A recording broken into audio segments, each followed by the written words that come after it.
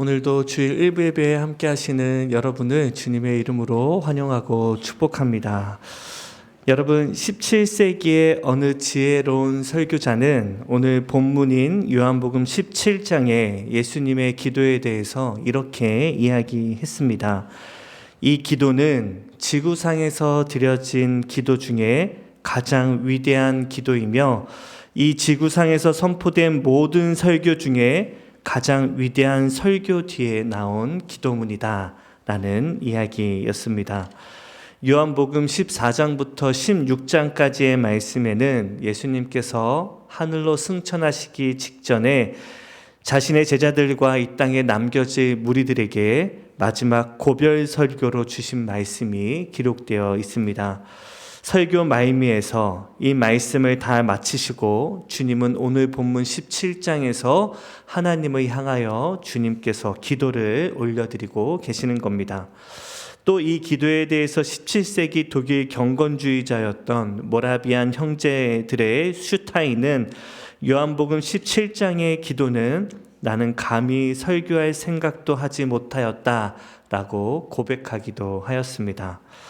그리고 종교개혁의 위대한 지도자였던 위대한 하나님의 사람 스코틀랜드의 존 넉스는 스스로 자신의 죽음이 임박했다고 느꼈을 때에 자신의 생을 마감하면서 자신의 아내에게 이 요한복음 17장을 읽어달라고 부탁하였고 그는 자신의 아내가 오늘 이 17장의 본문을 읽어주는 동안에 영원한 안식으로 들어갔다라는 일화가 있습니다. 그만큼 오늘 본문은 예수님의 기도 중에서도 가장 찬란하고 영광스러운 기도문이고 그 어떤 성경에 기록되어 있는 기도문보다도 아름답고 또 정석에 가까운 기도의 내용입니다. 그리고 우리는 오늘부터 주일 말씀을 통하여서 이 주님의 기도를 함께 묵상하고자 합니다. 지구상에서 드려진 기도문 중에 가장 위대한 기도문으로 알려져 있는 이 요한복음 17장의 말씀, 또 주님께서 하늘로 승천하시기 직전에 또 마지막으로 남기신 그 고별 설교를 마치신 이후에 마지막으로 남겨진 이 기도문을 앞으로 계속해서 주일에 함께 나누고 묵상하고자 합니다. 그리고 오늘은 그 주님의 기도 첫 번째 시간으로 주님께서 친히 하나님 앞에 올려드린 기도라는 제목으로 함께 나누고자 하는데요. 여러분, 교회들이 점점 힘을 잃어가고 영광을 잃어버린 이 세대, 교회는 계속해서 지금도 변명하고 있고 패배자의 모습을 하고 있는 지금 이 순간, 되려 세상의 손가락질을 당하고 우리의 교회와 성도들을 향하여 또 주님의 교회를 향하여 손가락질을 당하고 있는 이때에 우리 주님께서 하신 이 기도문을 통해 다시 한번 이 교회를 향한 또 이 땅의 성도들을 향한 주님의 간절한 당부를 함께 나누고 또 그 기도문을 가지고 우리도 함께 기도하기를 소망합니다.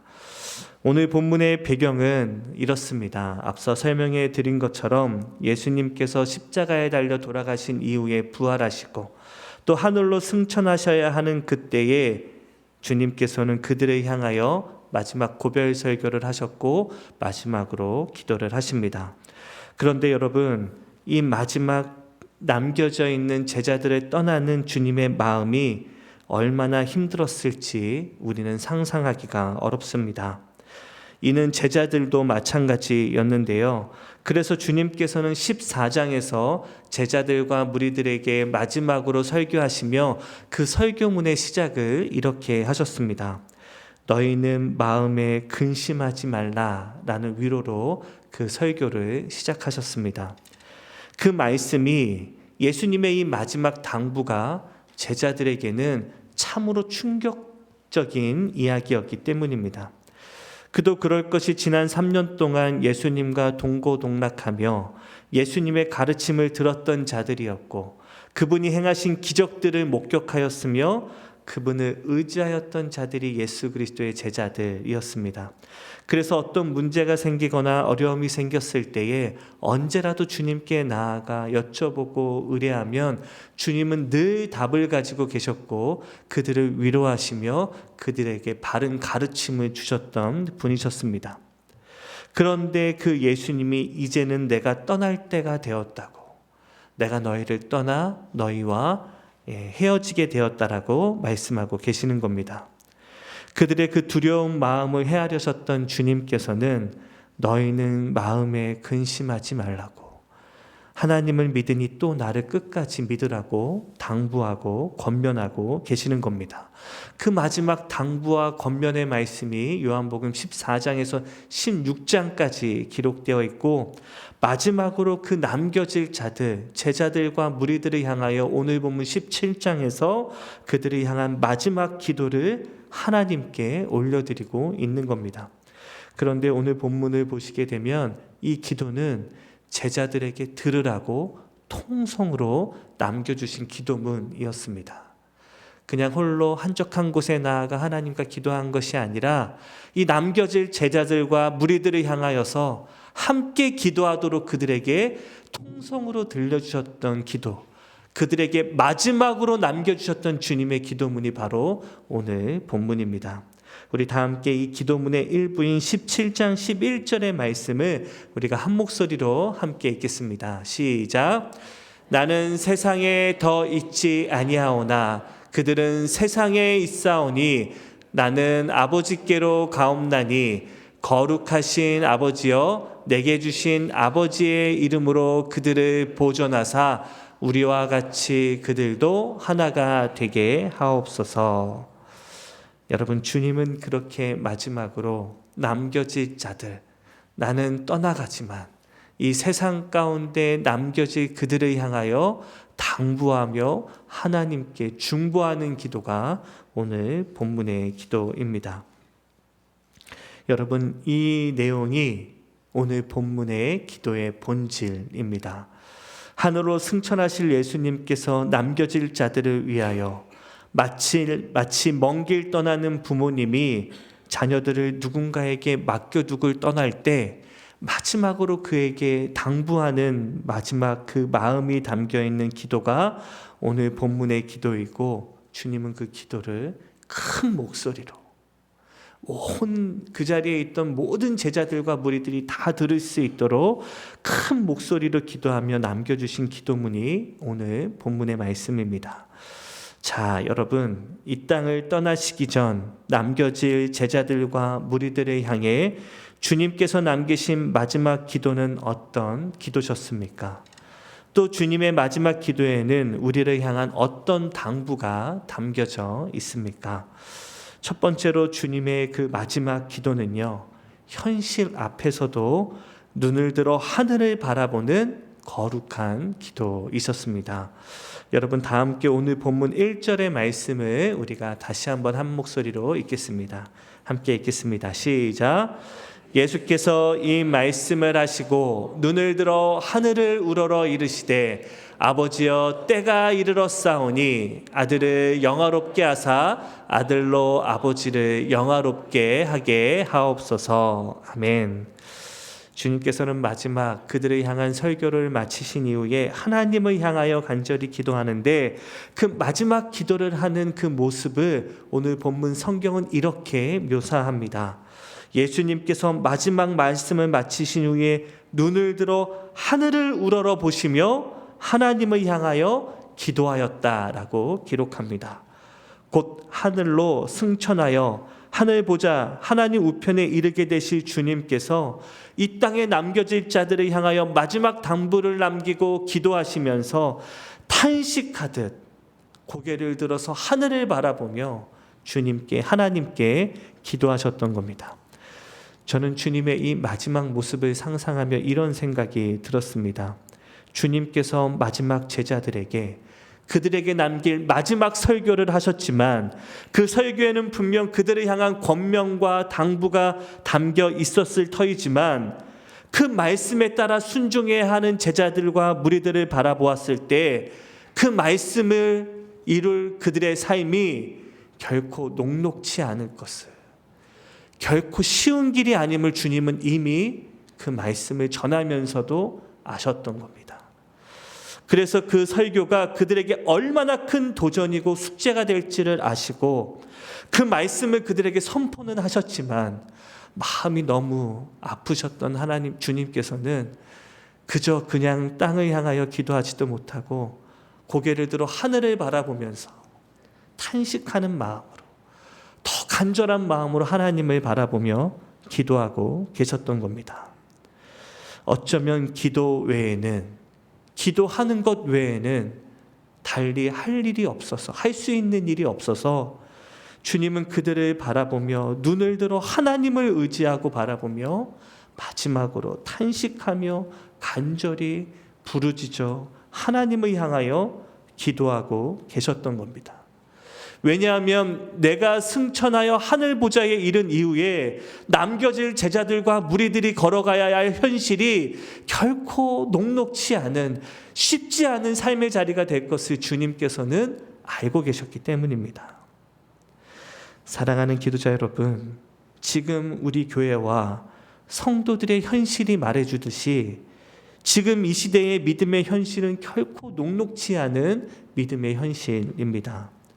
특히나 이 미국 땅의 이민자들의 신앙과 믿음의 현실은 더욱더 고되고 위협과 아픔과 유혹이 많습니다. 여러분들께서는 어떻게 생각하실지 모르지만 여러분, 지금 이 시대의 기독교인들에게 기도하는 일은 결코 쉬운 일이 아닙니다. 점점 어려워져 가는 숙제와 같은 것이 기도의 자리입니다. 그런 의미에서 오늘 가장 먼저, 오늘 본문을 통해서 가장 포인트를 두고 먼저 살펴보고자 하는 부분은 바로 예수님께서도 이 땅에 계실 때에 온 마음과 정성을 다하여 하나님을 향하여 기도하셨다라는 겁니다. 여러분, 요즘 젊은이들의 표현으로 한다면 예수님은 기도하는 일에 진심이셨습니다. 온 마음을 다하고 힘을 다하고 정성을 다하여서 주님께서도 이 땅에 계시는 동안 마음을 다하여 기도하시는 분이 주님이셨다라는 겁니다. 우리는 이 모습을 주님께서 이 세상을 살아가시는 동안에 삶의 모습을 통해서 우리는 더 분명하게 볼 수 있는데요. 예수님의 삶은 분명 이 땅을 딛고 사는 삶이었지만, 현실 가운데 살아가는 삶이었지만 늘 하늘을 향하여 영의 눈을 열어서 하나님과 교제하며 기도하는 삶이셨습니다. 예수님은 12제자를 택하셔야 하는 그 중요한 결정을 앞두고서는 하나님의 뜻을 구하기 위하여 밤이 새도록 기도하셨습니다. 오병이어의 기적을 이루신 이후에 무리들이 자신을 왕으로 추대하고자 했을 때에 주님께서는 그 유혹을 이기시기 위하여 한적한 곳에 떨어져 나아가시며 그 산 위에 올라 홀로 하나님과 독대하며 기도하셨습니다. 또 죽은 나사로를 살리시기 전에는 하나님의 뜻을 구하고 하나님의 음성을 듣고자 또 따로 구별하여서 주님은 기도하셨습니다. 십자가를 지시기 전에는 땀이 피가 되도록 기도하셨고 자신의 뜻이 아니라 하나님의 뜻을 이루기 위하여 땀이 피가 되도록 주님은 기도하셨습니다. 여러분, 주님의 삶은 기도하는 삶이었고 끊임없이 주어진 순간순간마다 하나님께 기도하셨습니다. 주님은 그렇게 땅을 딛고 살면서도, 현실 가운데 살아가시면서도 늘 영의 눈을 열어 하늘을 바라보시는 분이었고, 그래서 이 땅에서도 하늘의 능력을 누리시는 분이 우리 주님이셨습니다. 여러분, 하늘의 사자라고 불리는 새가 있다라는 거 아십니까? 여러분, 바로 하늘의 사자라고 불리는 새는 바로 꿩입니다. 특히 동양 문화에서 꿩은 태양과 영광을 상징하고 고대 신화와 전설 속에서도 신적 존재와의 매개체로 묘사되는 그 새가 바로 꿩이었습니다. 무엇보다도 꿩은요, 실제로 뛰어난 시력을 갖고 있어서 빠른 비행 능력을 갖고 있었고, 그래서 야생 환경에서도 생존 능력이 매우 뛰어난 새가 바로 이 꿩이었습니다. 뛰어난 시각과 빠른 반사 행동으로 인하여서 야생에서 포식자들에게 쉽게 당하는 새가 아니었습니다. 그래서 이와 같은 특성으로 인해서 꿩은 일반 사람들이 사육하기가 굉장히 까다로운 새가 이 꿩이라고 합니다. 그만큼 능력이 뛰어나기 때문입니다. 그런데 그런 꿩을 조련하는 일은 결코 그렇게 어렵지 않은 일이라고 하는데요. 그저 그 눈을 가리기만 하면 된다라고 합니다. 여기 화면을 보시면, 이 사진을 보면 꿩의 눈 앞을 가로막는 안경이 따로 있다고 합니다. 이 꿩을 사육하는 사람들이 쓰는 안경인데요. 이 꿩의 눈에 이렇게 뭔가를 씌워놓고 눈을 가리면 꿩은 날기는커녕 제대로 움직이지도 못한다고 합니다. 이렇게 꿩 전용 캡이 상품으로 나올 정도로 이 일은 당연한 일인데요. 이렇게 시야를 잃어버린 꿩은요, 하늘을 바라보지는 못하는 것과 동시에 하늘을 절대로 날지도 못한다고 합니다.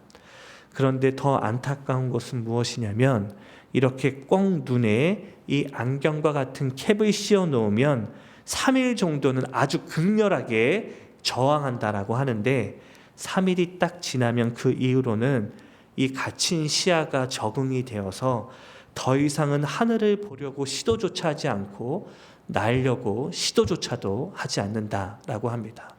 그러면 그 꿩들은 굳이 무리 안에 가둬둘 필요도 없고 방생하여 놓아도 그저 닭과 같이 땅을 쪼아 다니며 걸어 다니고 하늘을 날 생각조차도 하지 않는다라고 합니다.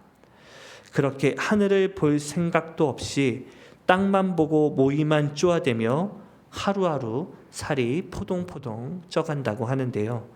물론 이런 사육 환경에 적응한 꿩은 스트레스 지수는 현저히 줄어들지만 그 꿩은 날지 못하는 꿩이 되는 겁니다. 그러나 여러분, 얼마나 안타까운 일입니까?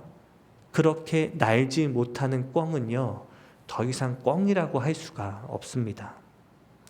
하늘을 날고자 하는 그 꿩의 본능과 본성을 이미 잃어버렸기 때문입니다. 날지 못하는 꿩은 꿩이 아닌 것처럼, 여러분, 기도하지 않는 성도는 이미 성도가 아닌 겁니다. 여러분, 사탄이 우리에게 성도를 유혹하는 일이 이와 같습니다. 눈을 들어 하나님을 바라보고 하늘을 바라보며 기도해야 하는 성도들의 영의 눈을 가려서 더 이상 하나님을 바라보지 못하게 가려버리고, 기도하지 못하도록 가려버리고, 주님을 향한 그 간절한 마음과 열정과 본능마저도 가려버려서 이제는 땅만을 바라보고 땅에 떨어져 있는 모이만 쪼아대다가 살이 포동포동 쪄서 성도로서의 정체성을 잃어버리도록 이 세상 가운데 가둬놓고 우리를 살아가도록 만드는 것이 사단의 유혹이고 사단의 시험이라는 겁니다. 기도를 잃어버린 성도는 이미 영적인 정체성을 빼앗긴 가난하고 연약하고 안타까운 성도의 자리가 되는 겁니다. 그렇게 우리는 어쩌면 지금도 사단에게 사육당하고 세상에 조종당하고 있는지도 모릅니다.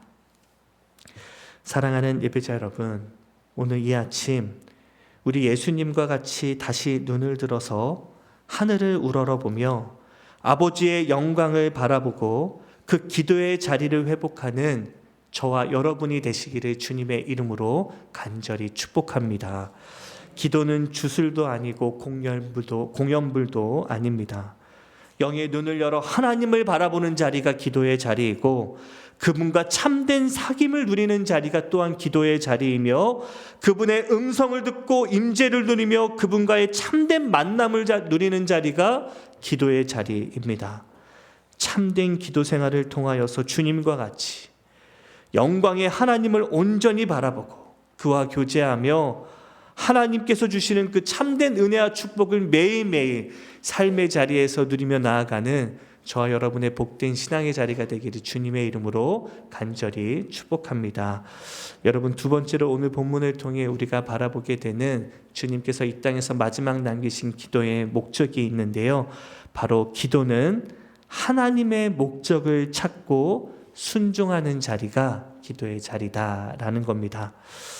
자, 여러분, 우리는 계속되는 주님의 기도에서 예수님께서 무엇을 위해 가장 먼저 기도하셨는지를 우리는 확인하게 되는데요. 먼저 예수님은 하나님께서 자신에게 주신 목적을 이루시기 위하여 기도하고 계시는 것을 보게 됩니다. 우리 다 함께 1절의 말씀을 다시 한번 읽겠습니다. 시작.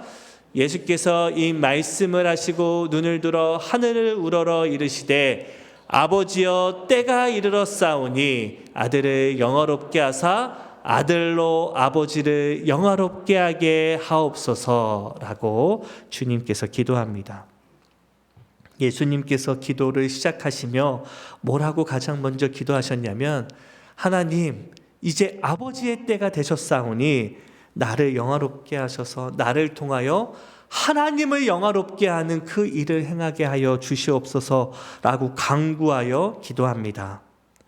여러분, 그렇다면 과연 아들이 지금 기도하고 있는 아버지를 영화롭게 하는 일은 무엇이겠습니까? 그 일에 대해서도 2절의 말씀에서 이렇게 설명하는데요. 제가 2절의 말씀을 제가 읽어드리겠습니다. 아버지께서 아들에게 주신 모든 사람에게 영생을 주게 하시려고 하셨던 하나님의 그 일을 내가 이루게 하시옵소서라고 기도하는데, 여러분, 여기 기록되어 있는 모든 사람에게 영생을 주게 하시는 그 일이 무엇이겠습니까? 바로 온 땅에 있는 모든 사람을 구원하시는 예수 그리스도의 그 십자가를 통하여 온 땅에 있는 그 죄인들을 구원하고자 하는 하나님 아버지의 이 땅을 향한 구원의 계획이셨습니다. 예수님께서는 지금 무엇을 가장 먼저 기도하고 계시냐면, 자기 자신을 위하여, 자기의 뜻과 계획을 위하여 기도하고 계시는 것이 아니라 하나님께서 갖고 계시는 하나님의 뜻을 이루는 기도, 하나님께서 갖고 계시는 하나님의 목적을 이루어드리는 기도를 가장 먼저 기도하고 계시는 겁니다. 모든 사람에게 영생을 주게 하시려는 하나님의 구원의 계획이 나를 통하여 이루어지게 해달라고, 자신을 영화롭게 하심으로 그 구원을 이루게 하셔서 하나님을 영화롭게 하는 그 일을 이루고 성취하게 해달라고 하나님의 목적을 이루어가는 기도를 올려드리고 계시는 겁니다. 사랑하는 기도자 여러분, 우리는 여기서 한 가지 또한 우리의 연약한 신앙의 모습을 반대로 돌아보게 되는데요. 점차 우리 믿는 성도들의 신앙의 자리가 너무나도 이기적으로, 개인적으로 변화되고 낙후되고 있다라는 겁니다. 여러분, 언젠가 교회 안에는 예수 그리스도의 십자가의 복음으로 왕성하던 때가 있었습니다. 교회만 오면 예수 그리스도의 그 구원으로 인하여 기뻐하고 감사하며 늘 통성 기도가 끊이지 않고 매일매일 부흥회가 가득하고 우리에게 허락하여 주신 그 예수 그리스도의 십자가의 구원으로 인하여 감격하고 기뻐하며 예배드리던 때가 있었습니다. 주님께서 이 땅에서 행하신 그 구원으로 인하여서 온 교회가 기뻐하고 온 세계가 감사하며 하나님께 영광 올려드리기 바빠하던 때, 그래서 교회 안에는 하나님의 영광과 찬송이 가득하고 뜨거운 기도의 물결로 교회가 가득하던 때가 있었습니다. 언제나 교회가 부흥할 때는 그렇게 하나님께서 우리 가운데 이루어주신 구원의 은혜와 감사와 기쁨으로 충만하고 그 하나님께서 주신 그 구원으로 인하여 우리가 뜨거워졌던 때가 바로 교회가 부흥하던 때였습니다. 그러나 이 교회는, 이 세대의 교회는 어느덧 세속적으로 변해버려서 지금의 교회는 너무 주관적이고 너무 이기적이고 너무 개인적이 되었습니다. 여러분, 성도는 더 이상 교회에 나오면서 하나님의 뜻과 목적을 구하며 교회에 나오지 않습니다. 자신들의 이익과 욕심에 더 많은 관심과 목적이 있습니다. 교회에 나오면서도 나이가 원하고 소원하는 일을 이루기 위하여 교회에 나오기 바쁘고, 교회에 나와서 기도하면서도 나에게 지금 간절한 그 소원의 마음을 빼앗기며 기도하는 모습이 지금의 예배의 자리이기도 합니다.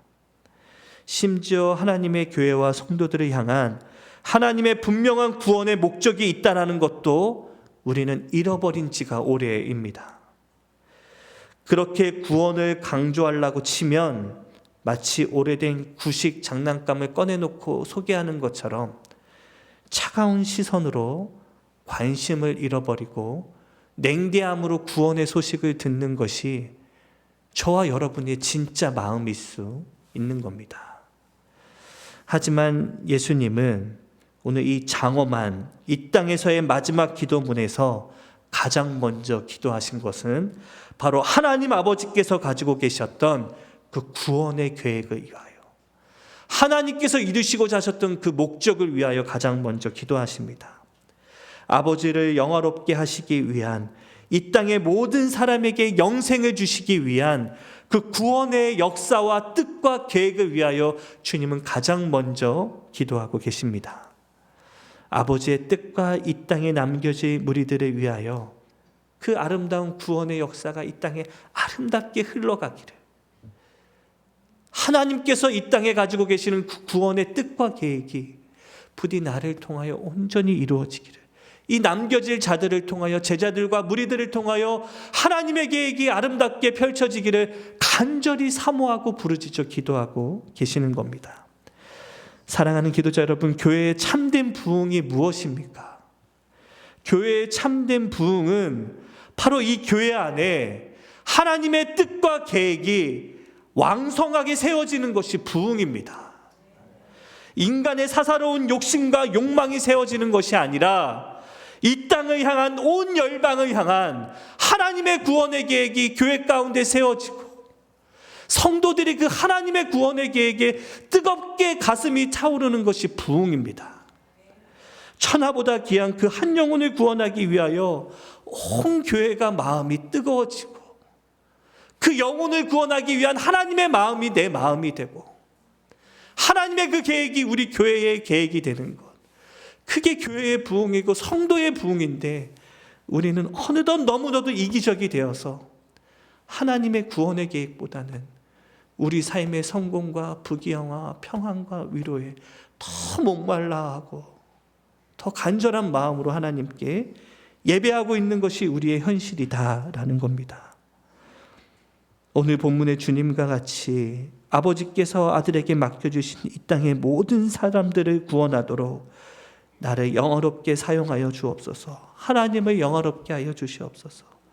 그 위대한 구원의 역사를, 그 아름다운 위대한 구원의 목적을 온 교회가 온 마음과 한 마음이 되어서, 온 한 마음으로 온 교회가, 성도들이 하나님 앞에 나아가 기도하는 것, 그것이 교회의 부흥이고 교회의 회복입니다.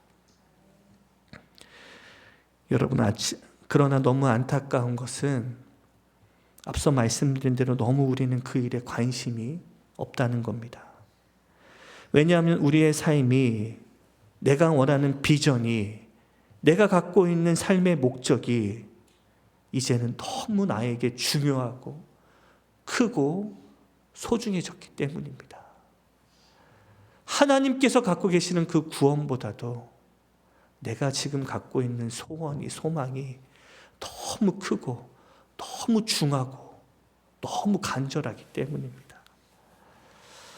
사랑하는 예배자 여러분, 반드시 기억하십시오. 하나님은 저와 여러분을 향한 분명한 목적을 가지고 계시는 분이십니다. 아니, 나와 우리 가족, 우리의 관계들, 특별히 하나님께서는 우리 뉴저지 장로교회를 향한, 또 이 땅의 모든 교회들을 향한, 궁극적으로는 온 땅의 모든 백성들을 향한 분명한 구원의 계획을 가지고 목적을 가지고 계시는 분이 우리 하나님이시다라는 겁니다.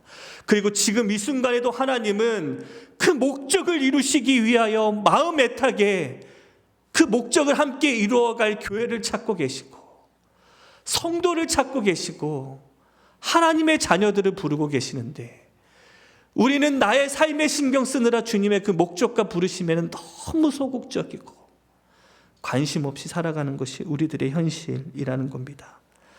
여러분, 예수님께서 베드로를 마지막으로 요한의 아들 시몬아, 내가 나를 사랑하느냐 라고 그를 부르시면서 그를 용서하신 이후에 그 베드로에게 주님께서 마지막으로 주신 사명이 무엇인지 기억나십니까? 우리 다 함께 요한복음 21장 18절의 말씀을 우리 함께 읽겠습니다. 시작. 내가 진실로 진실로 내게 이르노니 내가 젊어서는 스스로 띠띠고 원하는 곳으로 다녔거니와 늙어서는 내 팔을 벌리니 남이 내게 띠띠우고 원하지 아니하는 곳으로 데려가리라. 사랑하는 기도자 여러분, 여기 주님께서 말씀하시는 남이 내게 띠띠우고 너를 원하지 않는 곳으로 데려가기를 원하노라 라고 할 때 이 남이 누구시겠습니까? 바로 주님이시고 하나님이십니다. 네가 지금까지는 젊어서 어리석어서 연약하여서 늘 스스로 띠띠고 자기가 원하는 삶을 살았지만, 앞으로는 하나님이 주님께서 띠띠우고 주님이 원하시는 것으로 그 목적대로 너를 이끌 터인데, 너의 삶이 앞으로는 하나님이 인도하시는 삶, 하나님의 목적에 이끌림 받는 삶, 하나님의 목적에 따라가는 삶으로 변화될 것을 베드로에게 마지막 사명으로 주고 계셨던 것이 주님의 마지막 부르심이셨던 겁니다. 지금은 네 맘대로 살았지만 하나님의 목적이 네 삶을 이끄는 삶, 그 삶이 복되고 아름다운 삶임을 말씀하고 계시는 겁니다. 여러분, 2002년에 발행되었던 전 세계적으로 센세이션을 일으켰던 신앙서적 한 권이 있는데요, 바로 목적이 이끄는 삶이라는 릭 워렌 목사님이 쓰신 책입니다. 이 책을 쓰신 세드백 교회의 릭 워렌 목사님께서 이 책에서 하나님께서 우리에게 주신 5가지의 목적에 대해서 설명하셨는데요, 첫 번째는 우리는 하나님의 기쁨을 위하여 이미 계획적으로 창조되었다라는 것이고, 두 번째는 우리는 하나님의 가족으로 태어났다라는 것입니다. 세 번째는 우리는 그리스도를 닮도록 창조되었고, 네 번째는 우리는 하나님을 섬기기 위한 목적으로 창조되었으며, 마지막 5번째는 우리는 하나님께서 우리에게 주신 사명과 목적을 위하여 창조된 자들임을 이 책에서 말씀하셨습니다. 하나님께서는 우리를 창조하실 때부터 이미 우리를 향한 참된 목적을 갖고 계셨다라는 말씀입니다. 그리고 우리 모두는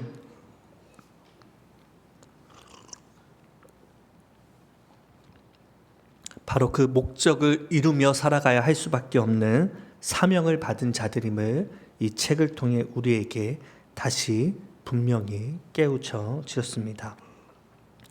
여러분, 그래서 시편 105편의 말씀을 보시면 시편 기자가 요한의 삶을 묘사하면서 그의 삶을 이렇게 묘사했는데요, 우리 시편 105편 17절과 19절의 말씀을 우리 한 목소리로 함께 읽겠습니다. 시작. 요셉이 종으로 팔렸도다. 그의 발은 착고에 차고 그의 몸은 쇠사슬에 매었으니 곧 여호와의 말씀이 응할 때까지라. 그의 말씀이 그를 단련하였도다. 아멘. 여러분, 하나님은 하나님의 목적대로 요셉의 인생을 인도하시기 위하여서 그의 몸을, 그의 혼을 쇠사슬로 묶어서 끌고 다니셨다라고 성경이 기록합니다. 언제까지 쇠사슬로 묶어서 요셉의 인생을 인도하셨습니까? 하나님의 말씀이 다 이루어질 때까지. 요셉을 통하여 갖고 계시는 하나님의 목적이 성취될 때까지 하나님은 요셉의 인생을 그렇게 쇠사슬로 묶어서 인도하고 계셨음을 성경이 오늘 우리에게 말씀하여 주고 계시는 겁니다. 여러분, 우리의 인생이 그런 삶입니다. 하나님의 목적에 따라 쇠사슬로 묶어서 이끌림 받는 삶이 가장 복되고 형통한 삶임을 우리에게 말씀하시고, 그렇게 하나님의 목적에 따라 움직이는 교회, 하나님의 목적에 붙들림 받아 인도함 받는 교회가 가장 복되고 형통하고 아름다운 교회임을 우리에게 다시 한번 주님께서 가르쳐주고 계시는 겁니다. 여러분, 가끔 우리 청년들과 이야기하다 보면 우리 청년들이 이런 이야기 많이 합니다. 목사님, 인생이 내 맘대로 되지 않습니다. 그런데 여러분, 그게 바로 참된 교훈입니다.